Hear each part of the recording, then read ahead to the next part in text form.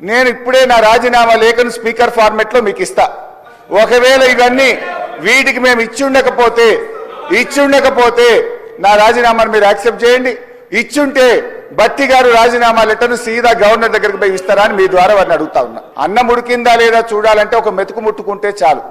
అంటే ఇవాళ బట్టి విక్రమార్క గారి మాటల్లో నిజాయితీ ఎంత ఉందంటే నేతి బీరకాయల్లో నెయ్యి ఎంతనో బట్టి గారి మాటల్లో నిజాయితీ ఎంత. నేను ఉత్తుత్తగా మాట్లాడతలేను ఈ మాటల మీద. నేను ఇప్పుడే నా రాజీనామా లేఖను స్పీకర్ ఫార్మెట్లో మీకు ఇస్తా.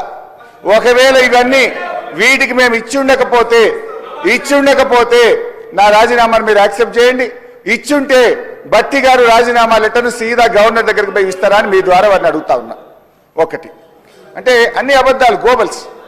మేము మెస్ ఛార్జీలు పెంచింది నిజం, ఫామ్ మెకనైజేషన్కు డబ్బులు ఇచ్చింది నిజం, డ్రిప్ స్ప్రింక్లర్లకు డబ్బులు ఇచ్చింది నిజం, రైతు బీమాకు 2018-19లో 883 కోట్లు, 19-20లో 951 కోట్లు, 20-21లో 1456 కోట్లు, 21-22లో 1166 కోట్లు, 22-23లో 1130